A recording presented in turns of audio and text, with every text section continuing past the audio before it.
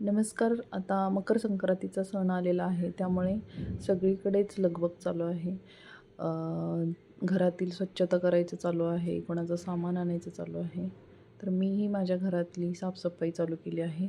तर मी म्हटलं सुरुवात मंदिरापासून करावी. माझं देवघर हे संगमरवराचं आहे. तर हे पांढरं असल्यामुळे खूप खराब होते लगेच.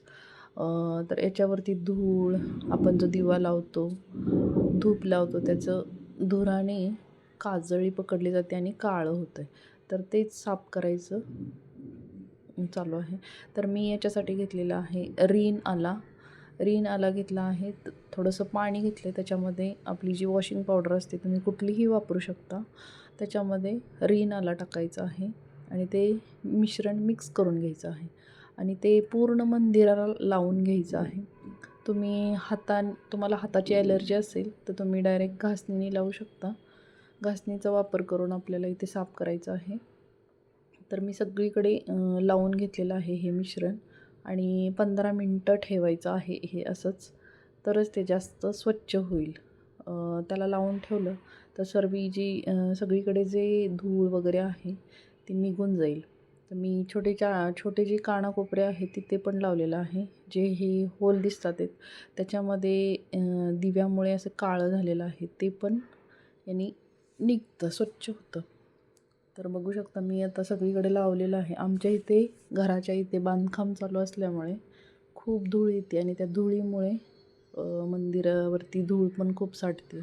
तर तुम्ही बघू शकता किती खराब झालेलं होतं माझं मंदिर. 1 महिन्यापूर्वी मी साफ केलं होतं, पण तरीही परत धुळीमुळे खूप खराब होतं आहे. तर मी आता सगळीकडे लावून घेतलं आहे आणि घासते आहे. सगळीकडे घासून घेतलेलं आहे.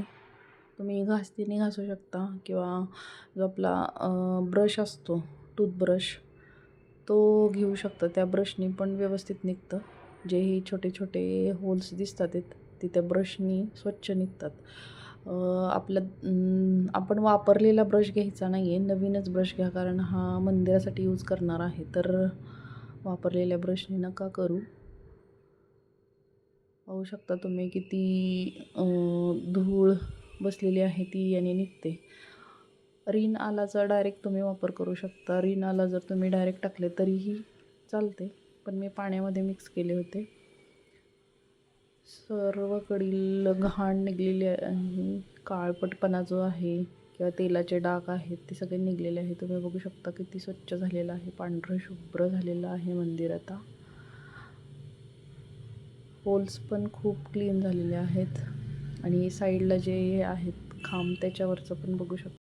माझं पूर्ण मंदिर स्वच्छ झालेलं आहे आणि आता मी देवपूजाही केलेली आहे. तुम्ही बघू शकता देवपूजा केल्यानंतर मनालाही खूप प्रसन्न वाटतं. मंदिरही खूप छान क्लीन